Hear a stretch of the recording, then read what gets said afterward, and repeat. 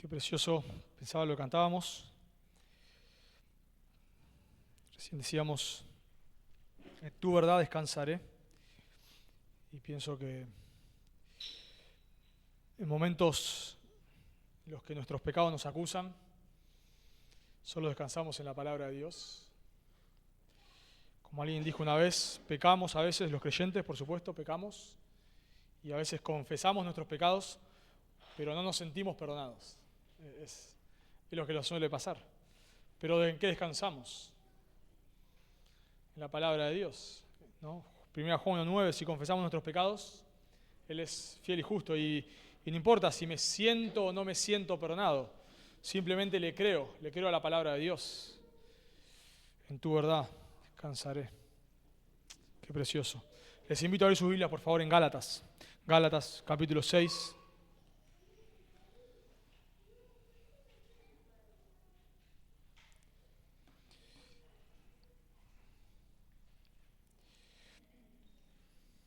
Gálatas capítulo 6, vamos a estar estudiando hoy del versículo 7 al versículo 10. Gálatas capítulo 6, versículo 7 al 10.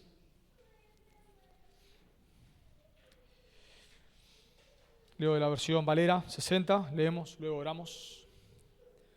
Dice la palabra de Dios: no os engañéis, Dios no puede ser burlado, pues todo lo que el hombre sembrare, eso también segará. Porque el que siembra para su carne, de la carne segará corrupción. Mas el que siembra para el Espíritu, del Espíritu segará vida eterna. No nos cansemos, pues, de hacer el bien, porque a su tiempo segaremos si no desmayamos. Así que según tengamos oportunidad, hagamos bien a todos, y mayormente a los de la familia de la fe. Oramos. Amado Dios, como cantábamos, Señor, descansamos en tu palabra, en tu verdad. Señor, confiamos en tu palabra. Creemos, Señor, que tu palabra es verdad, que tu palabra es inerrante, es infalible. Creemos en el poder que tiene tu palabra, tanto para crear. Todo lo que vemos en este mundo fue creado por medio de tu palabra. Y también, Señor, tu palabra es poderosa para salvar. Todos aquellos que estamos aquí, Señor, hemos sido salvados por la cruz, Señor, y tú has usado tu palabra para darnos vida y que podamos creer en el Evangelio, creer en tu Hijo, en su sacrificio por nuestros pecados. Señor, y tú dices que también nos santificas por tu palabra, y por eso pedimos que la uses, Señor, también en esta mañana para ayudarnos a crecer, a ver nuestros pecados, a ir a la cruz, a arrepentirnos, a confesarlos, Señor, y a ser más semejantes a tu Hijo. Por favor, ayúdanos. Lo pedimos en el nombre de Jesús. Amén. Hay un concepto que algunos estudiosos lo han catalogado como la gracia barata. La gracia barata. Dietrich Bonhoeffer ha definido la gracia barata de la siguiente manera: la gracia barata es la predicación del perdón sin requerir arrepentimiento. La gracia barata es gracia sin discipulado, sin la cruz, gracia sin Jesucristo vivo y encarnado.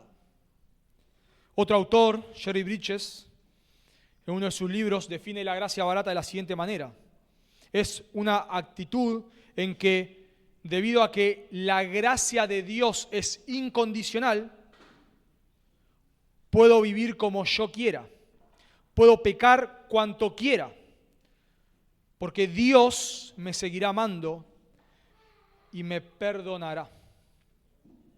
El concepto de la gracia barata es el concepto en el cual vos haces una oración, recibís a Jesús en tu corazón, pasás al frente, levantás tu mano, lo que fuere, no importa. Y luego podés seguir viviendo como vos quieras. Porque ya fuiste salvo por gracia, te dicen. Y si alguien te dice que vos tenés que apartarte de tus pecados para volverte a Cristo, huir de tus pecados a Cristo, te dicen que predicás un evangelio por obras. La gracia barata es la gracia sin arrepentimiento. Dice dos escritores, Tim Chester y Michael Reeves, en uno de sus libros, hablando de lo que realmente la Biblia dice de la gracia, no la gracia barata. Lo que realmente es la gracia. Ellos dicen lo siguiente, uno de sus libros: todo esto significa que nadie puede recibir realmente al Cristo que justifica. Esto es la gracia, realmente como la Biblia lo enseña. Nadie puede recibir realmente al Cristo que justifica sin recibir al que nos hace santos. La vida eterna que los creyentes obtienen gratuitamente, solo por fe, es la vida del Espíritu, que nos transforma para que seamos cada vez más santos y más parecidos a Cristo, 2 Corintios 3:18. Eso significa que una vida santa, escuchen esto significa que una vida santa no es la incómoda letra pequeña del Evangelio, una trampa escondida tras las buenas noticias de la gracia por sí sola. Estas son buenas noticias maravillosas en sí mismas. Por medio de este Evangelio, Dios actúa para librarnos no solo del terrible castigo futuro del pecado, sino también de su presente poder esclavizador. Dicen estos autores, terminan diciendo: la gracia sola es el mensaje de liberación más potente. La gracia sola, sin obras, por supuesto, sin obras. La gracia sola es el mensaje de liberación más potente.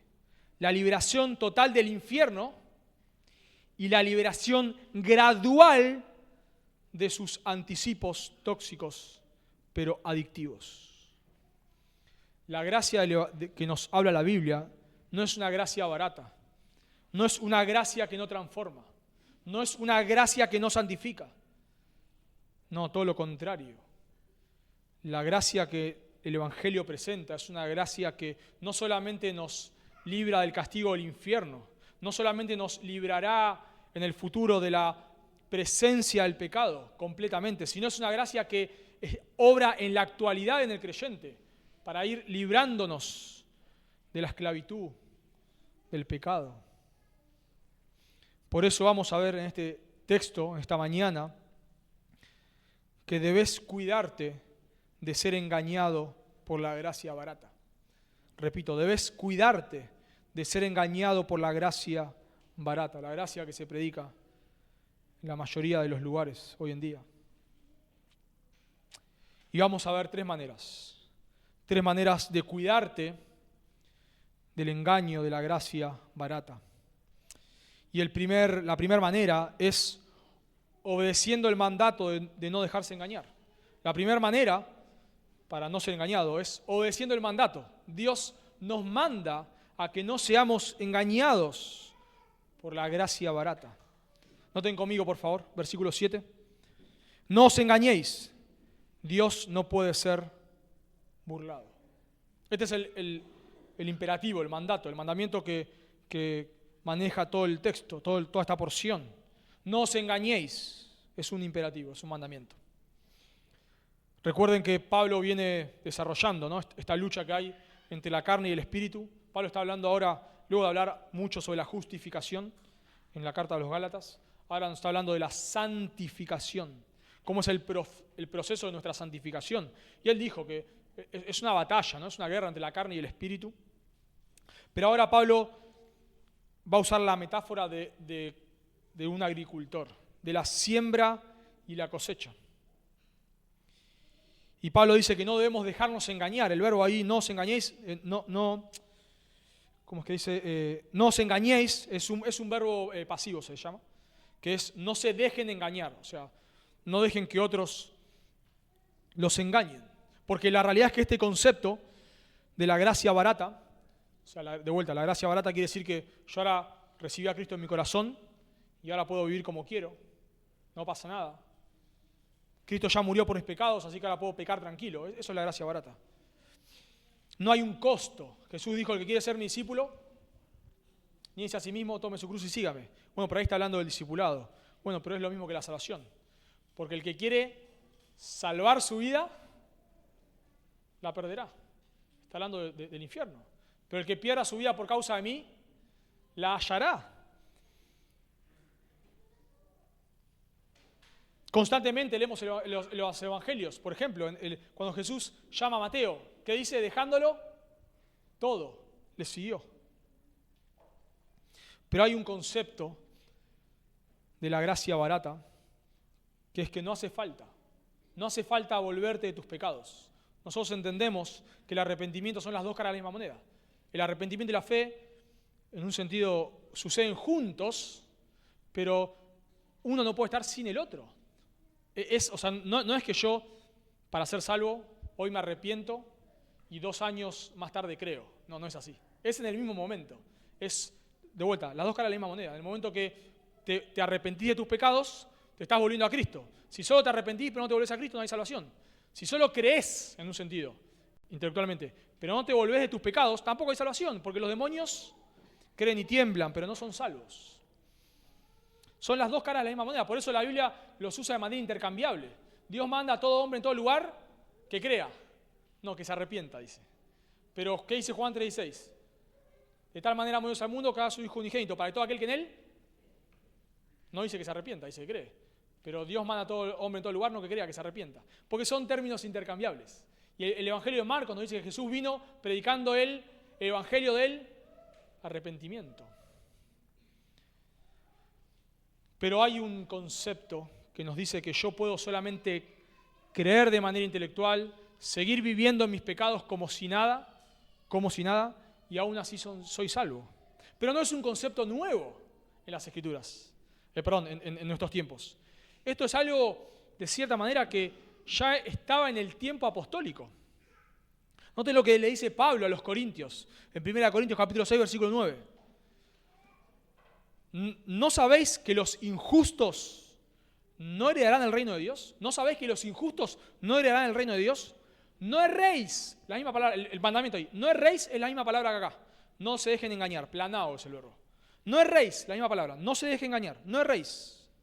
Ni los fornicarios, ni los idólatras, ni los adúlteros, ni los afeminados, ni los que se echan con varones, ni los ladrones, ni los avaros, ni los borrachos, ni los maldicientes, ni los estafadores heredarán el reino de Dios.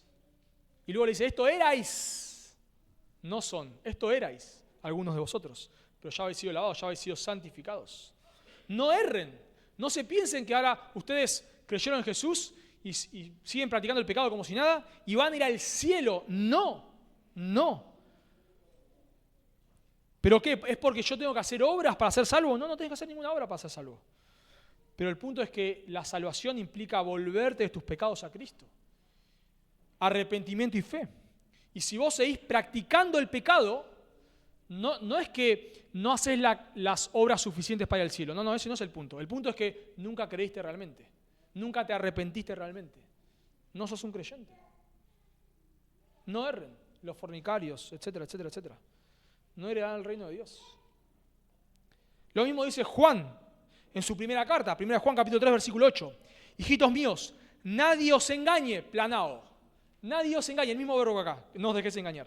El mismo verbo que en 1 Corintios 6, 9. No erréis. Hijitos, nadie os engañe. El que hace justicia es justo, como Él es justo, Jesucristo. El que practica el pecado es del diablo, porque el diablo peca desde el principio. Por esto apareció el Hijo de Dios, noten, para deshacer las obras del diablo. Para acá apareció el Hijo de Dios, para deshacer las obras del diablo. Juan dice, no se dejen engañar. Si practicás el pecado, no sos un creyente. No fuiste justificado. Si practicás el pecado, no si pecás, porque todos los creyentes pecamos, pero si vos practicás el pecado, no practicás la justicia, es que realmente no sos un creyente. La gracia barata le saca la justificación a la salvación. si yo dijese, yo he sido justificado por el Señor, estoy siendo santificado, pero no voy a ser glorificado? Me dirían, no, es una locura. No, ¿cómo? Es imposible. O sea, si yo realmente creía en el Señor y el Señor me justificó, me declaró justo, ¿no? Y estoy siendo santificado, ¿cómo no voy a ser glorificado? Es imposible. Si alguien dijese, yo no fui justificado, pero estoy siendo santificado y voy a ser glorificado, diríamos, no, es una locura, no podés. Si vos no fuiste justificado, no puedes estar siendo glorificado, no puedes estar siendo santificado, perdón, y no vas a ser glorificado. Diríamos, es una locura. Pero alguien dice, yo fui justificado, voy a ser glorificado, pero ahora no estoy siendo santificado. Y decimos, está bien, no hay problema. ¿Se dan cuenta? No lo podemos separar. No podemos separar la justificación, la santificación y la glorificación. No lo podemos separar. Ocurren en momentos distintos. Pero no lo podemos separar, es un combo. Pero la gracia barata se nos infiltra. Es muy llamativo cómo Pablo luchó contra esto. Él dice en Romanos, donde él hace una gran exposición del Evangelio, en Romanos capítulo 6, lo hace mucho esto en Romanos, que habla con un supuesto contrincante y hace preguntas y responde, ¿no? Es una forma de exposición. Y dice Pablo en Romanos capítulo 6, luego de que dice que la justificación es solo por la fe. Somos justificados por la fe. Ya dijo eso, en Romanos 5.1. Y luego dice en Romanos 6.1, ¿qué pues diremos? Noten, gracia barata. ¿Perseveraremos en el pecado para que la gracia abunde? ¿Soy salvo por creer en Jesús? ¿Soy justificado solo por la fe? Entonces ahora vamos a practicar el pecado. Así la gracia de Dios se hace más evidente. ¿Qué dice Pablo? En ninguna manera. Meigenoito, es una afirmación, una negación radical. De ninguna manera, ni loco, ni a palos. Luego vuelve a preguntar Pablo en Romanos 6.15, gracia barata. ¿Qué pues? ¿Pecaremos porque no estamos bajo la ley sino bajo la gracia? ¿Pecaremos porque no estamos bajo? Ya no es por obras. Buenísimo. Buenísimo. Vamos a pecar entonces todo lo que queramos. ¿Qué dice Pablo? Meigenoito. En ninguna manera. En ninguna manera. No. No se engañen. Este engaño puede venir de los falsos maestros. Por ejemplo, leemos en Judas, capítulo 1, versículo 4. Bueno, el único capítulo tiene, ¿no? Judas, versículo 4. Dice Judas, porque algunos hombres han entrado encubiertamente, los que desde antes habían sido destinados para esta condenación, hombres impíos, y noten lo que hacen estos hombres impíos, estos falsos maestros, que convierten en libertinaje la gracia de nuestro Dios. Convierten en libertinaje. ¿Qué es el libertinaje? Justamente eso. Vivir como quieras, no pasa nada. No pasa nada. Convierten en libertinaje la gracia de Dios. Eso hace la gracia barata. Convierte en libertinaje la gracia de Dios. Te dice que como ahora sos salvo solo por la gracia, entonces podés vivir como quieras. Pero la Biblia dice no. Si vos practicás el pecado, es que en realidad nunca fuiste salvo. Son las dos caras de la misma moneda. No es una obra que vos haces. El arrepentimiento es algo que da Dios, ¿no? Dice según Hechos 11, cuando Pedro le está contando a los judíos todo lo que sucedió con Cornelio y cómo ellos hablaban en lenguas en ese momento, etcétera, y vieron ciertas maravillas, digamos, como sucedió en Pentecostés en Hechos 2. Dice que los judíos dicen ahí, entonces reconocemos que Dios también ha dado arrepentimiento. Dios también ha dado arrepentimiento a ellos. Como a nosotros, se le diga, ¿no? El arrepentimiento lo da Dios, igual que la fe.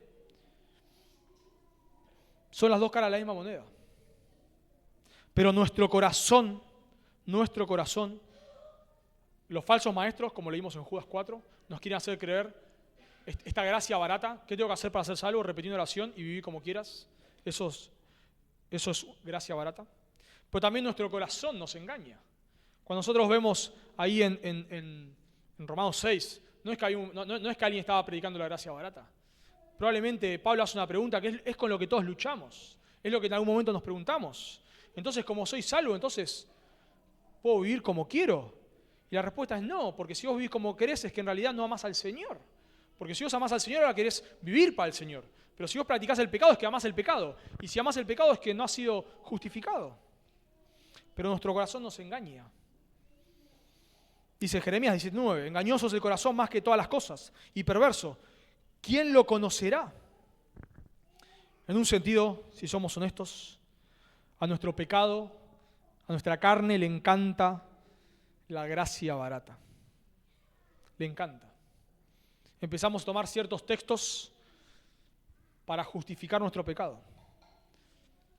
Empezamos a hablar de textos que hablan del amor de Dios y dejamos afuera todos los textos que hablan de las advertencias de Dios. Entonces llegamos a la conclusión de que, bueno, puedo pecar tranquilo, porque Dios me ama. Porque nada me separará del amor de Dios, dice Romanos capítulo 8.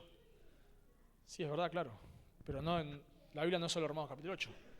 Entonces, tomamos los textos que nos gustan y dejamos afuera todos los que no nos gustan. Cuando estudiamos las Escrituras tenemos que usar algo que se llama la analogía de la fe. La analogía de la fe es lo que los estudiosos llaman que la Biblia interpreta la Biblia. O sea, como la Biblia no se contradice, por supuesto, porque es la palabra de Dios, yo no puedo decir que esto está en contradicción con esto. Pero a veces nosotros no usamos la analogía de la fe y solamente tomamos los textos que nos gustan y dejamos afuera los que no nos gustan. Entonces hablamos del amor de Dios, del perdón de Dios, que por supuesto es así.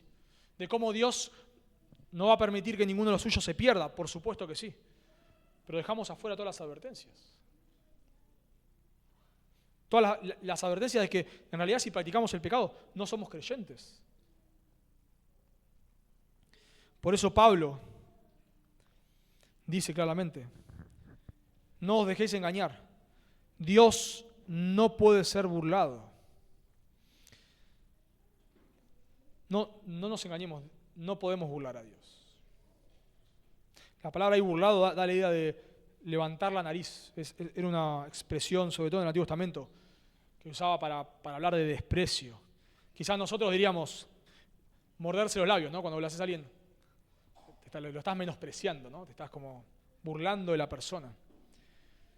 Bueno, acá Pablo es muy claro.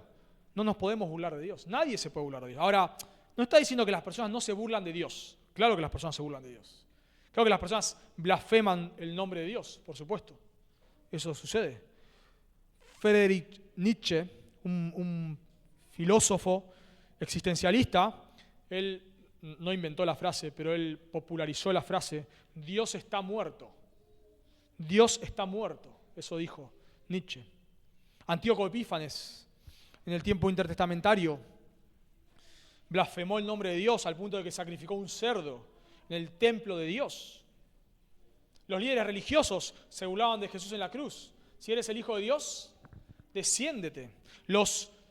Herodes Antipas, el hijo de Herodes el Grande, en Lucas 23, se burla de Jesús vistiéndole con una ropa espléndida. Los soldados se burlan de Jesús golpeándolo y escupiéndolo.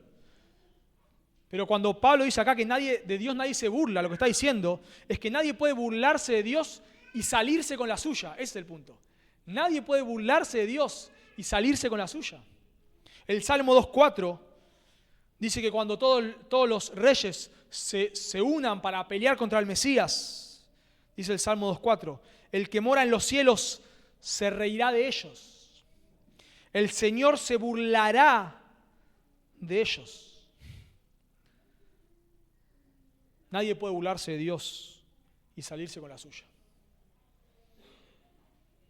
Alguien escribió cómo fue la muerte de Nietzsche, que dijo, Dios está muerto. Dice, Nietzsche perdió progresivamente sus capacidades cognitivas y su lenguaje llegó a un estado de mutismo y no reconocía a sus pocos amigos. Falleció el 25 de agosto de 1900 de una neumonía. En sus cartas de octubre de 1888, 12 años antes, a enero de 1889, se manifestó un claro delirio megalomaníaco. Este hombre, Nietzsche, firmó sus masivas como Félix, el Anticristo y Dionisio. Dice, su colapso sucedió el 3 de enero de 1889, cuando al ver un caballo que era maltratado, se abrazó llorando sobre el cuello del animal con ánimo de protegerlo, cayendo al suelo sin sentido. A los pocos días fue trasladado a un asilo mental en Basilea. Este hombre murió loco. El que dijo Dios está muerto. Murió loco. Nos cuenta la muerte de Antíoco Epífanes en Segunda de Macabeos. Segunda de Macabeos no es un libro inspirado, no es palabra de Dios, pero es un libro histórico. Tiene errores, como todo libro no inspirado, no es palabra de Dios, pero es un libro histórico que se toma como otros, como Filón, como Eusebio de Cesarea, o como otros libros. Se toma como historia nada más. Y el escritor de Macabeos nos cuenta cómo fue la muerte de Antíoco Epífanes. Dice lo siguiente en 2 Macabeos 9, el que poco antes, Antíoco Epífanes, el que poco antes pensaba dominar con su altivez de superhombre las olas del mar y se imaginaba pesar en una balanza las cimas de las montañas, este era Antíoco Epífanes, caído por tierra, porque él, luego de ser humillado, salió a perseguir a los judíos y yendo a toda velocidad, se cayó del carro. Y lo levantaron ahí ya todos los huesos rotos. Dice, caído por tierra, era luego transportado en una litera, mostrando a todos de forma manifiesta el poder de Dios, hasta el punto que de los ojos del impío, de Antíoco, pululaban gusanos, caían pedazos de sus carnes, aún estando con vida entre dolores y sufrimientos, y su infecto hedor apestaba todo el ejército. Termina diciendo el escritor de Macabeos, así pues aquel asesino y blasfemo, sufriendo los peores padecimientos, como los había hecho padecer a otros, terminó la vida en tierra extranjera, entre montañas, en las más lamentables infortunios. Así murió Antíoco Epífanes, el que sacrificó un cerdo en el templo. Nadie se burla de Dios. ¿Cómo terminó Amán? Nos cuenta el libro de Esther. Colgado como él pensaba ahorcar a Mardoqueo. No, de Dios nadie se burla. Claro que la gente blasfema el nombre de Dios, pero nadie puede burlarse de Dios y salir ileso. Nadie. Si se arrepienten de sus pecados, se vuelven a Cristo, tendrán salvación, por supuesto. Lo vemos en el apóstol Pablo. Él perseguía a la iglesia y aún podemos decir que la conversión del apóstol Pablo es como Dios se ríe de los hombres. Porque el peor perseguidor de la iglesia fue el mayor, quizás, evangelista. Cualquier pecador, aún un perseguidor de la iglesia, que se vuelve de sus pecados a Cristo, se arrepiente de sus pecados y cree en Cristo, tendrá vida eterna. Pero el que resiste en resistir a Dios, el que persiste, en resistir a Dios, no saldrá ileso. Nadie se burla de Dios. Nadie. Tarde o temprano, Dios se reirá de ellos. Y aún ni siquiera podemos engañar a Dios aparentando ser creyentes. No podemos. Podemos engañar a otros. Podemos hablar el idioma cristiano. Podemos bautizarnos. Podemos hacernos miembros de una iglesia. Podemos hacer un montón de cosas. Pero no podemos engañar a Dios. Cuando estas personas se acerquen a Dios en el día del juicio y le digan, Señor, Señor, en tu nombre echamos fuera demonios y en tu nombre hicimos muchos milagros. No podemos engañar a Dios. ¿Dios qué les dirá?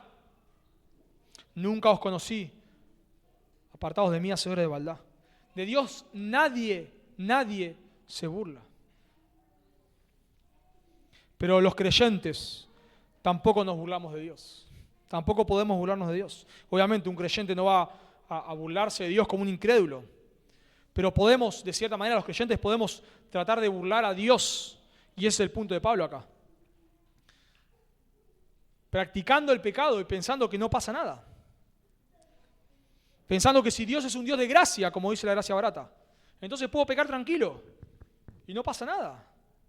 No, sí que pasa. No podemos engañar a Dios. No podemos. Vos podés vivir una doble vida acá y podés engañarnos a todos nosotros. Podés aparentar piedad. Todos los que estamos acá podemos decir, wow, mirá qué piadoso es esta persona.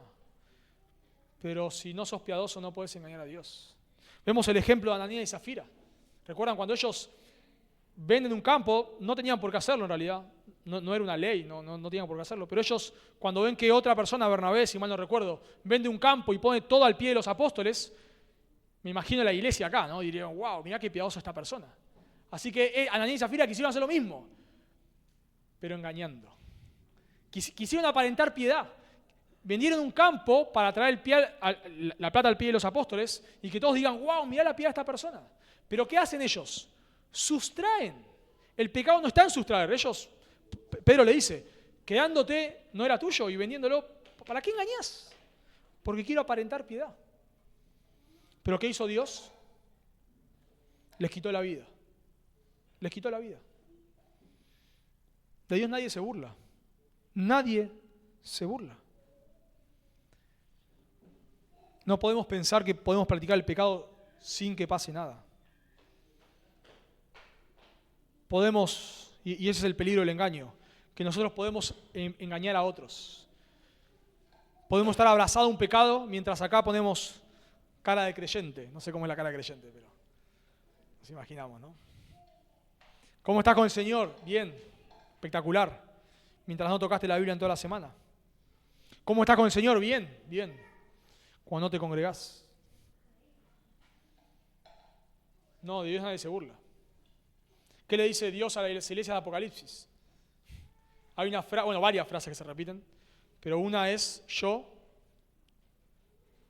conozco. Lee la Apocalipsis 2 y 3 y márcalo. Yo conozco. Es la frase que se repite, yo conozco. Lo bueno y lo malo, ¿no? Obviamente. Yo conozco. Y yo conozco la iglesia de Éfeso, donde hacen un montón de cosas y tienen una buena teología y todo, pero yo conozco que dejaron su primer amor. Yo lo conozco. Yo lo sé. Porque de Dios nadie se burla.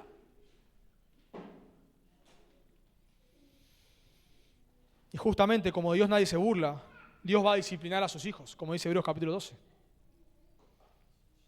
Así que debes cuidarte de ser engañado por la gracia barata. La primera manera de cuidarnos del engaño y la gracia barata es obedeciendo el mandato, no dejándonos engañar, entendiendo lo que dicen las Escrituras, examinando nuestro corazón, arrepintiéndonos, dejar de pensar que puedo vivir una doble vida y como acá nadie lo nota, Dios no lo está notando. No, Dios sí lo está notando. La primera manera es obedeciendo el mandato. No te engañes, no te dejes engañar. Sea por los falsos maestros o sea por tu propio corazón. No te dejes engañar. La segunda manera de ser engañado por la gracia barata es entendiendo el argumento para no dejarnos engañar. O sea, luego de que Pablo da el mandato, no os engañéis, Dios nadie se burla, ahora nos da el argumento. ¿Por qué? ¿Por qué? Muy clarito. Noten ahí, en el versículo 7 seguimos. Pues todo lo que el hombre sembrare, eso también segará. Pablo toma una ilustración muy sencilla de la agricultura. Una persona que nunca leyó la Biblia lo entiende. Yo no sé nada de agricultura, pero lo entiendo. Es sencillo. Es un principio tomado de la creación de Dios. Es muy sencillo. Si sembrás papas no te salen tomates. Si sembrás zanahorias no te salen puerros. Si vas a un vivero y compras semillas de acelga y te crecen zapallos, no decís que las semillas estaban falladas. Lo que decís es que te dieron las semillas incorrectas. El argumento es muy sencillo. Diríamos así, y por eso Pablo lo lleva de un argumento básico de la creación, lo aplica a nuestra vida espiritual, ¿no? Porque es un argumento obvio, diríamos, se cae de maduro, obviamente. Es como decir, si me tiro agua me voy a mojar, obvio que me voy a mojar. Si meto la mano en el fuego me voy a quemar, obvio que me voy a quemar. Bueno, de la misma manera, lo que yo siembro es lo que cosecho. La Biblia usa mucho la ilustración para distintas cosas, de la siembra y la cosecha. Por ejemplo, en Job 4:8 dice, como yo he visto a los que harán iniquidad y siembran injuria, la segarán. Los que harán iniquidad y siembran injuria van a segar lo mismo.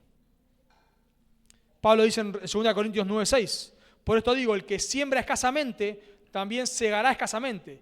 Y el que siembra generosamente también segará.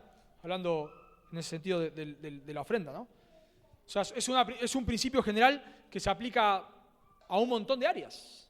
Pero acá Pablo lo aplica a la carne y el espíritu, a la santificación lo está aplicando Pablo. Y ahora, Pablo dice ahí, pues todo lo que el hombre sembrare, el verbo ahí, sembrare, es algo continuo. O sea, no tenemos que imaginar, si yo me como un durazno y tiro el carozo a la tierra, no estoy sembrando.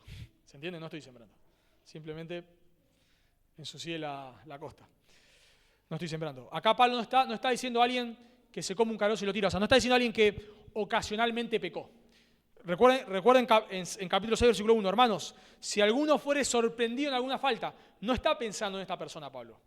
No está pensando, porque todos los creyentes pecamos. No está diciendo que todo pecado es de cierta manera, o sea, toda persona que peca está sembrando para la carne. No necesariamente todos están sembrando para la carne. Pecamos, pero no necesariamente estamos sembrando para la carne. Sino que Pablo está hablando acá de alguien, no que cayó, sino alguien que está practicando el pecado. De vuelta, pensemos en la ilustración de la siembra. Si vos te comes algo y tirás la semilla, no estás sembrando. No estás sembrando. Sembrar es que vos agarras el campo, lo harás, lo que sea, tirás las semillas, o sea, eso es sembrar. Bueno, acá Pablo está diciendo a alguien que está constantemente practicando el pecado, no alguien que está ahí luchando y peca y se arrepiente y busca al Señor. No está hablando de esa, no está hablando de esa persona. Eso somos todos los creyentes, así es nuestra vida. Pablo está hablando de alguien acá que está tirando semillas, de vuelta. Imagínate, va por el campo, lo ara, lo trabaja y tira la semilla, pero lo que está haciendo esta persona arando y sembrando y trabajando es para la carne, porque el que siembra para su propia carne, de la carne segará corrupción. Bueno, ¿qué quiere decir sembrar para la carne? Un autor lo define de la siguiente manera. De vuelta, Pablo está usando una metáfora de la agricultura para hablar de nuestra vida espiritual. Entonces, no está hablando acá de el que está sembrando realmente una semilla de planta, sino está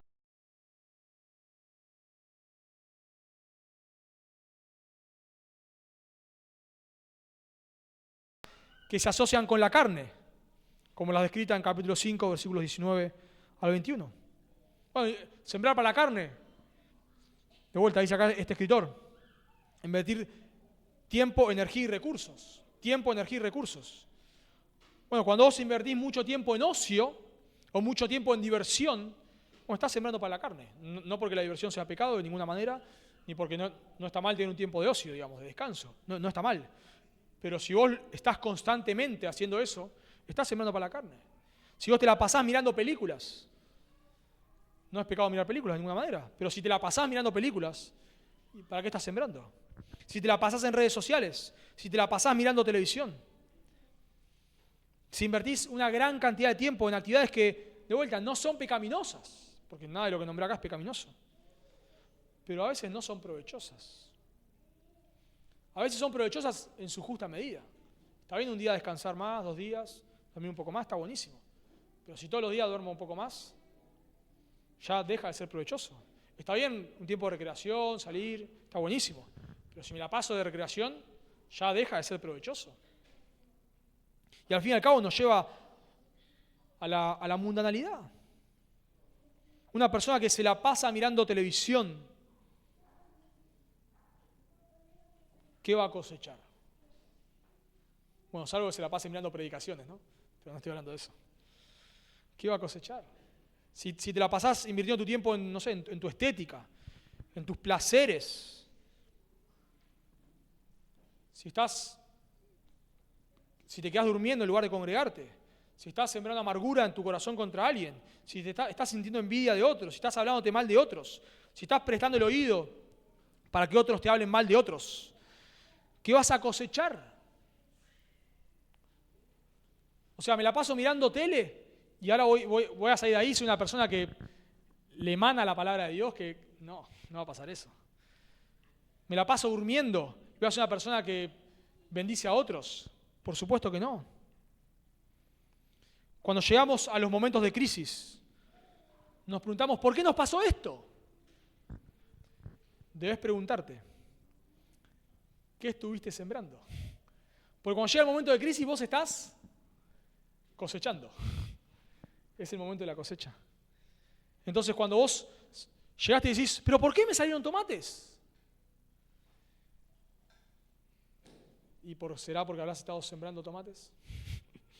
Diríamos, no, obvio. Entonces cuando llega un momento de, pero ¿por qué mi vida está así? ¿Por qué estoy practicando este pecado? ¿Y qué estuviste sembrando? ¿Por qué no puedo meditar en la palabra de Dios? Y porque te la pasaste mirando televisión. ¿Por qué no puedo desarrollar estas disciplinas cristianas, piadosas? Porque fuiste un perezoso. ¿Por qué estoy amargado contra esta persona? ¿Por qué estoy amargado? Y quizás porque le prestaste el oído a otros. Quizás porque vos mismo sembraste en tu corazón. ¿Se entiende? O sea, es muy evidente. Cuando llegamos a, ¿pero por qué estoy como estoy? Preguntamos, ¿qué estuviste sembrando? Pablo es muy claro acá, porque el que siembra para su carne, de la carne, segará corrupción. Bueno, corrupción ahí habla de un cuerpo que se descompone. Se usa la misma palabra justamente para hablar del cuerpo. En 1 Corintios 15, 42, para hablar de que el cuerpo se cierra en corrupción, se siembra en corrupción. Corrupción ahí es que se descompone, nuestro cuerpo se descompone. Y por supuesto, es por el contraste con la vida eterna, ¿no? Está hablando del infierno.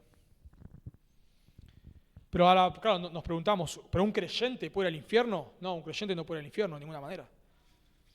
Un creyente no puede ir al infierno, porque uno va al infierno ¿a qué?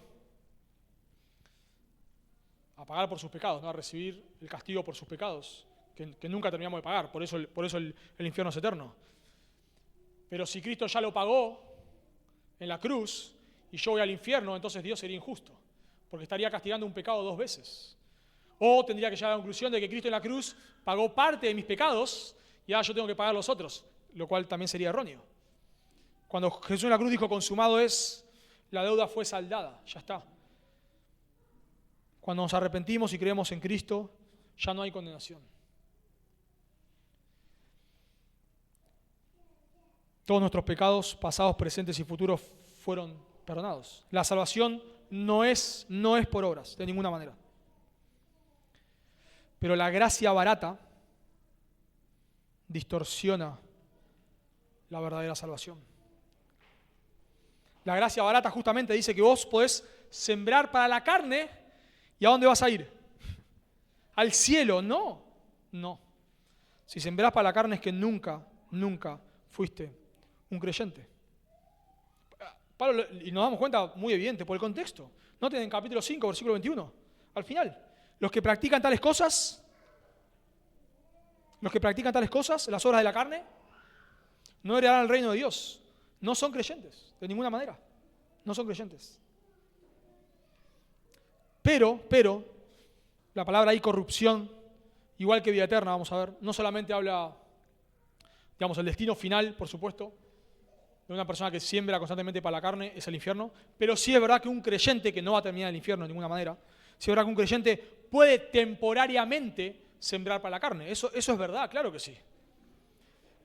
La Biblia no te dice, si sos un creyente no te preocupes, no vas a sembrar para la carne. Sí, temporariamente, un creyente que no va a terminar en el infierno, justamente porque es un creyente, ha creído en Cristo, sus pecados han sido perdonados, pero un creyente puede temporariamente sembrar para la carne y cegar corrupción, no definitiva, por supuesto, no el infierno, pero sí, claro que los creyentes, cuando nosotros sembramos para la carne, cegamos resultados de eso. El ejemplo quizás que solemos dar al respecto es el ejemplo de David. David cometió pecados terribles, según leemos en 2 Samuel 12, cometió adulterio, asesinó a un hombre, mintió, etc. ¿Y fue perdonado? Sí, claro que sí, Salmo 51. Fue perdonado. ¿Pero qué cegó? Cegó consecuencias. David tuvo desastres familiares.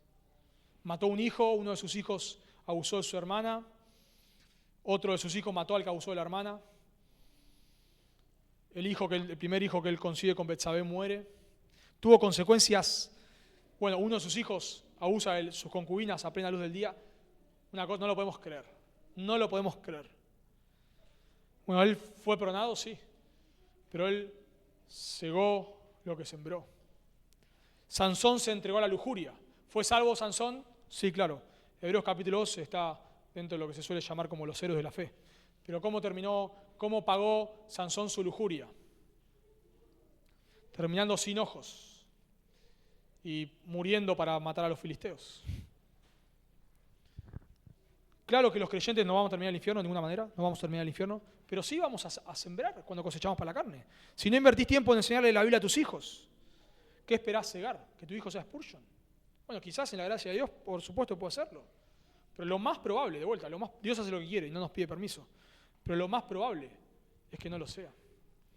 Si tus hijos ven que vos vivís para este mundo, vivís para cosas que no trascienden, que tu hijo no ve que vos das tu vida por el Señor, no necesariamente siendo pastor ni siendo misionero, pero ve que vos amás al Señor y te esforzás por servir al Señor. Si tu hijo no ve eso, ¿qué esperamos que sea? ¿El próximo William Carey? Bueno, quizás en la gracia del Señor sí, pero lo más probable es que no. Si no invierto tiempo en mi matrimonio, ¿qué voy a esperar? Que sea... Probablemente es que no. Si no invierto tiempo en la Escritura, ¿qué voy a esperar? ¿Vencer la tentación? Y lo más probable es que no. Si estoy practicando este pecado como creyente, ¿qué voy a esperar? ¿Vencerlo? Y lo más probable es que no.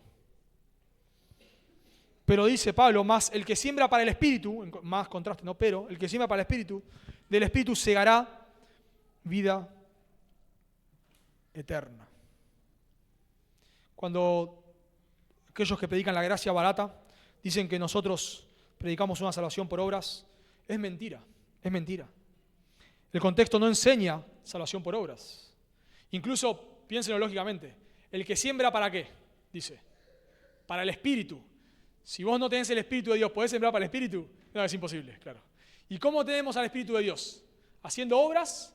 Pablo ya explicó en Gálatas que no, por la fe. En Efesios 1:13 dice, en Él, también vosotros, en Jesús, habiendo oído la palabra de verdad, el Evangelio de vuestra salvación, y habiendo creído en Él, o sea, habiendo escuchado el Evangelio y habiendo creído en Él, fuisteis sellados con el Espíritu Santo de la promesa. ¿Cómo una persona tiene el Espíritu Santo? ¿Por hacer buenas obras? No. Eso explicó Pablo ya en Gálatas. La promesa del Espíritu es por la fe. Pablo ya dijo en Gálatas capítulo 3, versículo 10, porque todos los que dependen de las obras de la ley están bajo maldición. Pablo es muy claro en que la salvación no es por obras.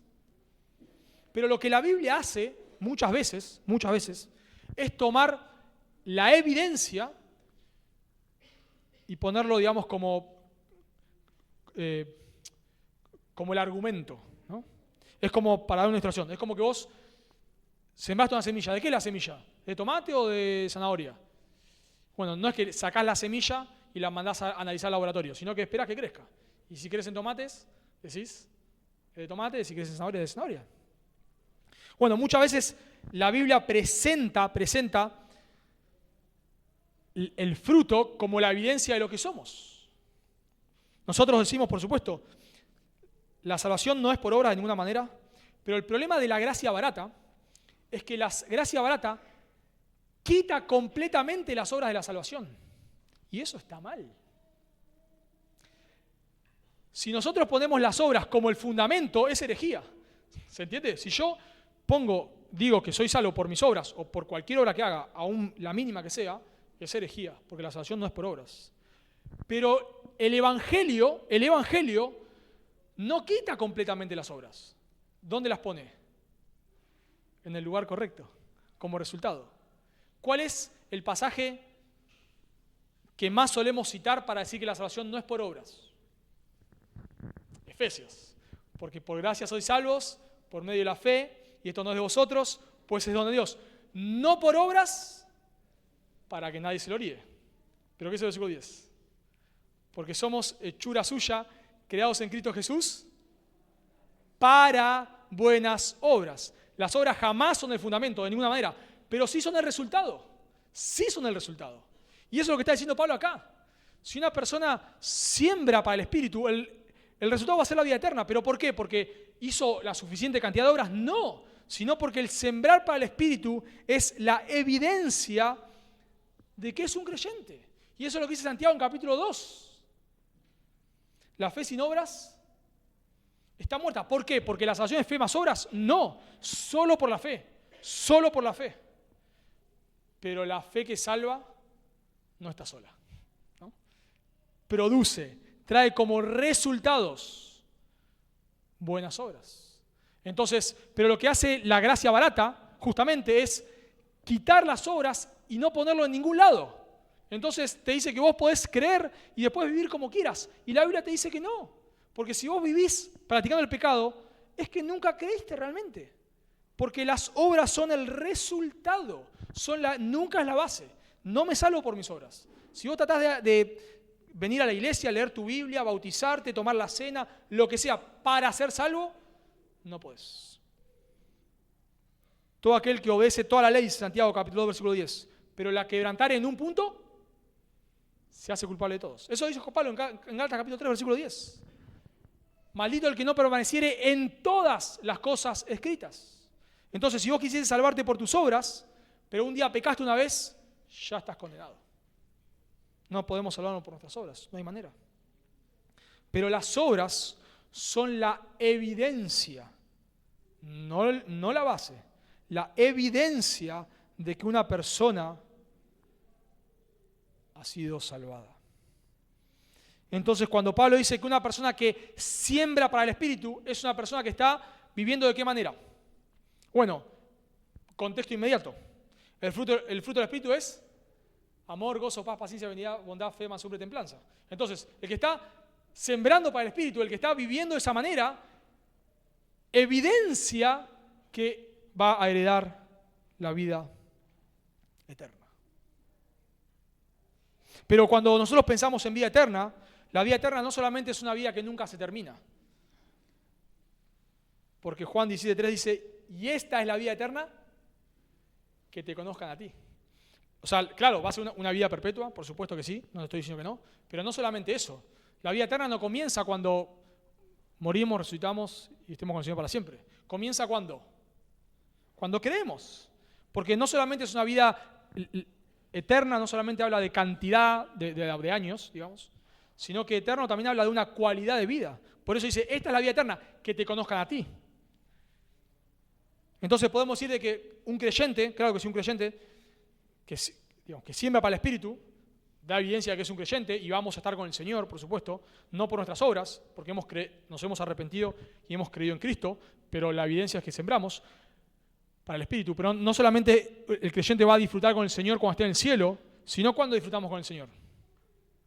Ahora. Ya disfrutamos, aún con nuestro pecado, aún con nuestras faltas, pero disfrutamos.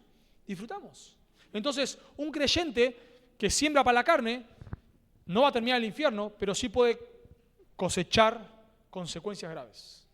Y de la misma manera, un creyente que siembra para el Espíritu también cosecha una correcta relación con Dios, una vida de gozo, una vida que vale la pena. Como dice Pablo, a punto de que lo decapiten. En 2 Timoteo 4:7, he peleado la buena batalla, he acabado la carrera, he guardado la fe. Pablo no cumplió el sueño americano. No tuvo una casa enorme con piscina, 3 autos, trabajando 2 horas por día. No cumplió el sueño americano, Pablo. Pero cuando él muere, no hay reproche. He peleado la batalla, he acabado la carrera, he guardado la fe. Cuando vos, aún en la actualidad, no solamente disfrutarás, si has puesto tu confianza en Cristo para la salvación, no solamente disfrutarás en la eternidad, sino ya podés disfrutar ahora. Ahora podés disfrutar una preciosa relación con Dios. Y a todos los creyentes nos ha pasado en alguna ocasión, que leemos Escrituras, nos gozamos. Es una bendición. Y aún vemos en personas, en no creyentes hablo, en no creyentes, que no solamente segarán corrupción en el futuro, en el infierno, si no se arrepienten y creen en Cristo, sino también ahora.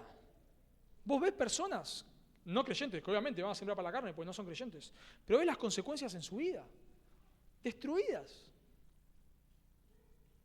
Entonces, sembramos lo que cosechamos. Pero ahora, si somos honestos, sembrar para el Espíritu tiene cierto cansancio. A veces idealizamos la vida cristiana. Decimos, bueno, me levanto mañana a las 4 de la mañana, me pongo el mate ahí, me siento, escuchando a los pajaritos. Pero cuando me suena la alarma, digo, ¿por qué, Señor? ¿Por qué? ¿Por qué la vida es tan dura? ¿Por qué? ¿Por qué Adán tuvo que pecar? Porque idealizamos. Es cansador, claro que es cansador. Quizás un día me levanto con gozo a las 4 de la mañana, pero no más de 2 días. Dice un escritor, como el agricultor trabajador que se levanta temprano por la mañana y se retira tarde por la noche, los creyentes pueden cansarse y preguntarse si sus esfuerzos son en vano. Por eso, la última manera de guardarnos de la gracia barata. Dijimos en primer lugar, obedeciendo el mandamiento de no dejarnos engañar, guardando nuestro corazón, estudiando las Escrituras. En segundo lugar dijimos, entendiendo el argumento de que lo que siembro voy a cosechar. Pero en tercer lugar, la tercera manera de guardarnos del engaño y la gracia barata es usando la motivación correcta para no dejarnos engañar. Noten versículo 9, por favor. No nos cansemos pues de hacer bien, porque a su tiempo segaremos si no desmayamos. Pablo dice, no nos cansemos. El verbo ahí, cansarse, habla de perder la motivación, de ya querer tirar la toalla. La Biblia dice que nosotros nos cansamos. Dice, no sé si alguna vez te pusiste a pensar, pero Moisés le pidió a Dios que le quite la vida. Números 11:14. No puedo yo solo, le dice Dios a Moisés, no puedo yo solo soportar todo este pueblo, que me es pesado en demasía. Y si así lo haces tú conmigo, yo te ruego que me des muerte. Si he hallado gracia en tus ojos, le dice Dios a Moisés, si he hallado gracia en tus ojos, y que yo no vea mi mal. Señor, quítame la vida. Ya está. Moisés. Elías, ¿qué hace Elías? Luego de matar a los profetas de Baal, ¿qué hace? Se sienta deprimido, lo mismo. Deseando morirse, nos dice la Escritura. En 1 Reyes 19:4. Deseando morirse. Jonás 4:3. Jonás le dice a Dios, te ruego que me quites la vida. Todos los creyentes pasamos por momentos. Estoy citando, bueno, quizás de Jonás no tenemos una alta estima, pero sí del gran profeta Elías, de Moisés. Bueno, podemos ir citando Pablo y otros. Personas mucho más piadosas que nosotros, pero que se cansan. Hay momentos donde los creyentes decimos, pero basta, Señor. ¿Hasta cuándo voy a tener que levantarme, esforzarme por leer la Biblia? ¿Hasta cuándo? ¿Hasta cuándo voy a tener que negarme a mí mismo para servir a mis hermanos? ¿Hasta cuándo? ¿Hasta cuándo, Señor? Ya no puedo más. No aguanto ya luchar con el pecado. Nos cansamos. Pero por eso Pablo promete, no nos cansemos, pues dice, a su tiempo segaremos si no desmayamos. El problema que tenemos en la ilustración de la siembra y la cosecha, real, digamos, ¿no? Física, con nuestra siembra y cosecha espiritual, es que esto lo sacó un autor, me encantó como lo dijo, es que cuando un agricultor siembra y cosecha, sabe más o menos cuándo va a sembrar. Mira el calendario, ¿no? Las lluvias, las temporadas, se calcula más o menos, quizás te agarra una peste, quizás te agarra una sequía, pero mal que mal, sabe cuándo va a cosechar. El problema es que en nuestra vida espiritual no lo sabemos. No lo sabemos. Nosotros agarramos el candelero y decimos, bueno, si predicamos de enero a febrero, es el tiempo de predicar el Evangelio. Y de octubre a noviembre, ahí vemos las conversiones. De junio a agosto es el tiempo de discipular. Y después de diciembre y enero, las personas crecen espiritualmente. No es así. No es así. No hay una fecha, no hay un calendario. Entonces nos desanimamos. Invertís tiempo en alguien y a veces parece no crecer. Le predicás el Evangelio a todos y parece que nadie se convierte. Estudiamos las Escrituras y a veces parece no haber avance. Y nos cansamos. Ya está, ¿para qué? ¿Para qué voy a hacer? ¿Para qué me mato si al final parece que este pecado no lo voy a vencer nunca? Ya está, no me levanto más temprano para leer la Biblia. No memorizo más las Escrituras. No vengo más a la iglesia. ¿Para qué? Pero Pablo le dice, a su tiempo segaremos. si no desmayamos. Hay una motivación acá, pero una advertencia. Vas a sembrar, pero cuidado, si no desmayás. Porque si en algún momento decís, bueno, yo ya hace 20 años estudio las Escrituras, ya está, ya no tengo que estudiar más. Ya me cansé, fueron muchos años, ya no estudio más. Bueno, en ese tiempo, chao, fuiste. Si no nos cansamos. Pablo, luego de 30 años creyentes, dice que prosiga la meta para obtener el premio del supremo llamamiento de Dios. Entonces, Pablo nos anima. Cuidado, hay una motivación. Vas a sembrar, hay una promesa, vas a sembrar. Quizás es en esta vida, quizás es en la otra. Quizás nunca lleguemos a ver todo el tiempo que hemos invertido en otros, tal vez no lo lleguemos a ver. A todas las personas que hemos evangelizado, quizás nunca no veamos ninguna conversión.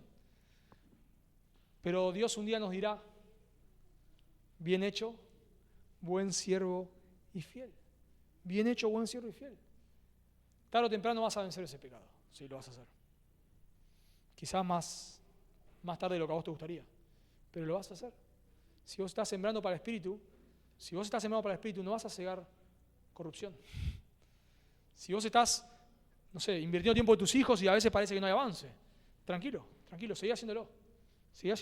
De vuelta, la salvación del Señor, Dios salva a quien quiere, como Él quiere, no nos pide permiso, pero en líneas generales lo vemos. Muchos padres que siembran a sus hijos terminan cosechando. No siempre, no todos. Conocemos pastores piadosos, hombres piadosos que tienen hijos impíos. Bueno, eso sucede obviamente, pero no es la regla. Sembremos. Lo mismo en la iglesia, lo mismo en el servicio a los hermanos. Sembremos. Y eso es lo que termina Pablo, y me encanta cómo termina, noten, en el versículo 10. Porque él habló de sembrar para la carne y para el espíritu. Es una vida, está hablando de la devoción personal, de lo que yo hago para mí mismo, digamos, ¿no? O sea, de mi lectura de las Escrituras, es sembrar para el espíritu, mi oración, mi congregarme, mi servir, etc. Esa sería sembrar para el espíritu. Pero está hablando en un sentido como de la vida privada.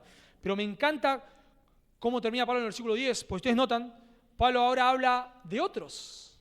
Pero no habla de otros, digamos, como empezando otro tema, sino habla de otros concluyendo, noten en el versículo 10. Así que es la conclusión. Así que, según tengamos oportunidad, hagamos bien a todos y mayormente a los de la familia de la fe. Noten cómo Pablo gradualmente fue pasando de lo individual a lo grupal. Yo siembro para la carne en mi propia vida, o para el espíritu en mi propia vida. Pero después Pablo en el versículo 9 pasó a hablar de otros. No nos cansemos pues de hacer el bien, pero sigue hablando de la siembra y la cosecha. Y ahora la conclusión dice, según tengamos oportunidad, hagamos bien a todos. Bueno, ¿por qué hace esto Pablo? Y la Escritura lo hace mucho esto. Porque nosotros solemos separar nuestra vida privada de nuestra vida en comunidad, digamos. Como si fuesen cosas distintas. Yo puedo leer la Biblia en mi casa, escuchar predicaciones, todo, no congregarme y ser piadoso, como son dos cosas distintas. Bueno, la gracia barata dice eso en realidad. Vos podés creer en Jesús, haz una oración y no te congregues nunca más. Nunca más pises una iglesia. No pasa nada. Igual vas al cielo tranquilo. No pasa nada, igual sos un creyente. Pero la Biblia no permite separar mi vida privada de mi vida pública, en el sentido de mi comunión con otros.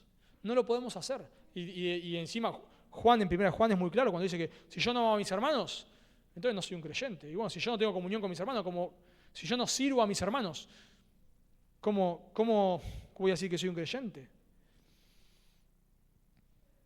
Entonces Pablo acá aplica, si yo sembrar para la carne es leer la Biblia, es orar en mi casa, por supuesto, tener mi tiempo con el Señor, pero sembrar para el Espíritu. Sembrar para el Espíritu es tener mi tiempo devocional en mi casa, orar, etc. Pero sembrar para el Espíritu también es servir a otros. Cuando yo sirvo a otros, estoy sembrando para el Espíritu. O sea, el servicio de cierta manera también nos santifica, por supuesto. No es que yo practico el pecado y entonces mientras practico el pecado sirvo y automáticamente voy a ser santo, no de ninguna manera. Porque estaría haciendo la inversa y estaría pensando que mi servicio sin mi devoción privada me santifica. No podemos separar para ninguno de los lados. Entonces, lo que Pablo concluye es que sirvamos a otros y servir a otros es un medio de santificación. Es un medio más, no es lo único. Si yo me mato sirviendo en la iglesia, pero no leo la Biblia, no voy a crecer en santidad. Pero si yo leo la Biblia y nunca sirvo a nadie, tampoco voy a crecer en santidad.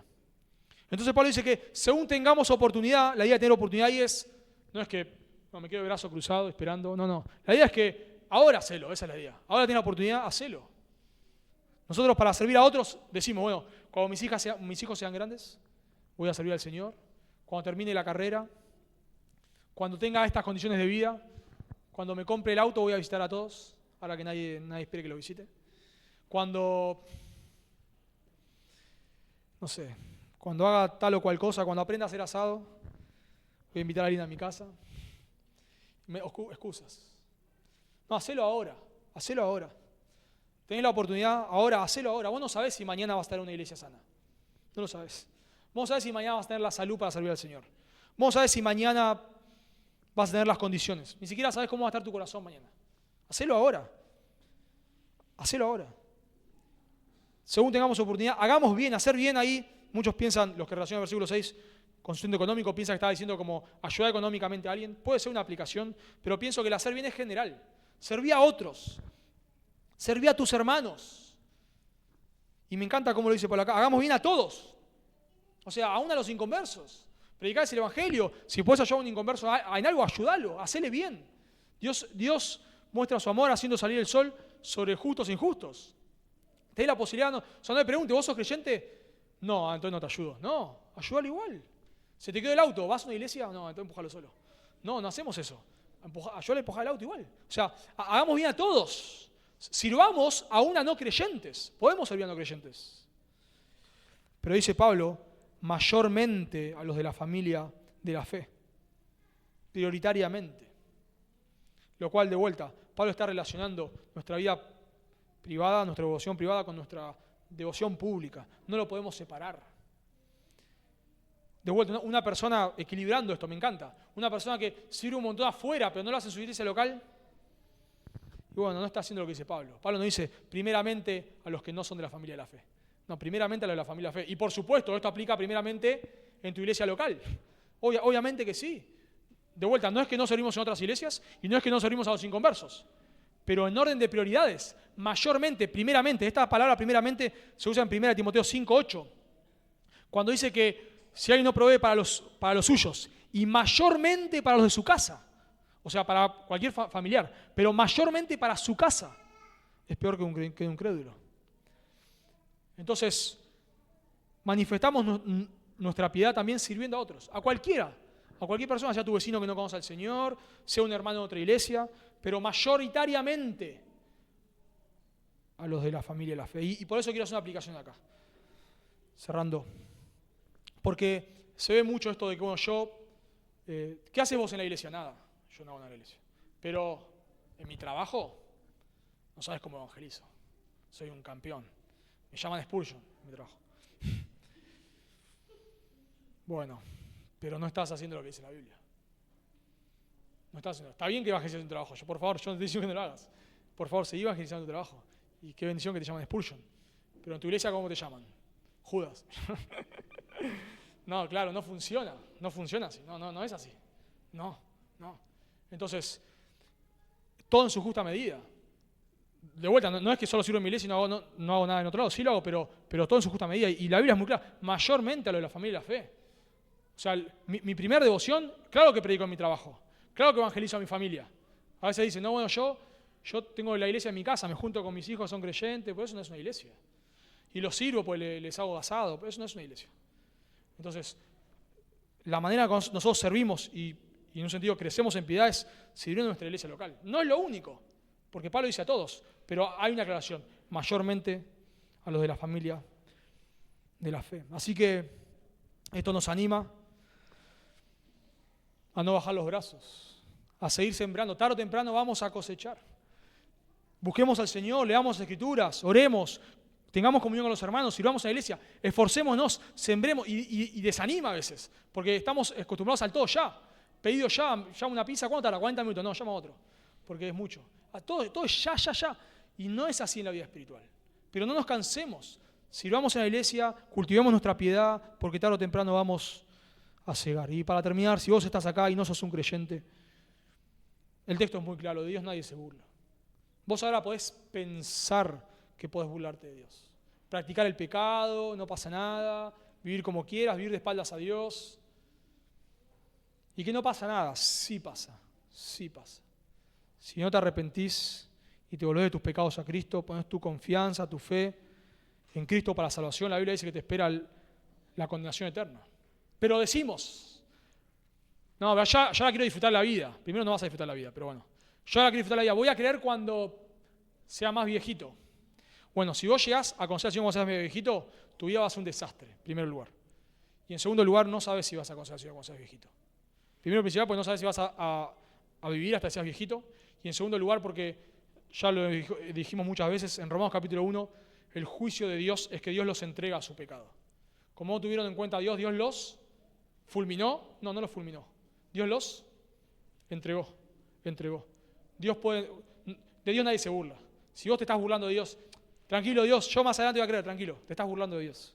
Dios te va a juzgar. Y Dios puede entregarte a la dureza de tu corazón y que nunca más haya oportunidad. Y Dios un día se reirá de vos, se burlará de vos.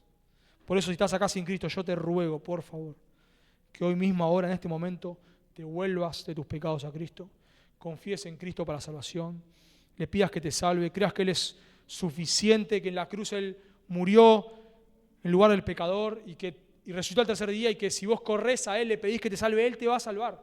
Él te va a regalar la vida eterna como un regalo, sin obras meritorias, como un regalo, pero no le resistas. Por favor, vamos a orar. Amado Señor, queremos darte las gracias por tu palabra, Señor. Damos gracias, Señor, porque tú nos animas en momentos de cansancio, en momentos de debilidad, a seguir esforzándonos, Señor, en sembrar para el Espíritu. Señor, gracias porque tú prometes que tarde o temprano cosecharemos. Ayúdanos, Dios. Te pido por mis hermanos que están acá luchando, Señor, con sus pecados, quizás desanimados, quizás pensando que no hay esperanza. Señor, pero si ellos han confiado en ti, claro que hay esperanza, Señor. Claro que sí. Claro que la gracia que tú prometes no solamente es una gracia que salva del infierno, sino es una gracia que nos libera de la esclavitud al pecado. Gracias, Señor. Y te ruego, por favor, por aquellos que están acá, que no te conocen, que se están burlando de ti, Señor. Por favor, que tú les llames al arrepentimiento y a la fe, que tú les quebrantes, Dios, que puedan volverse a ti, por favor. Lo pedimos en el nombre de Jesús. Amén.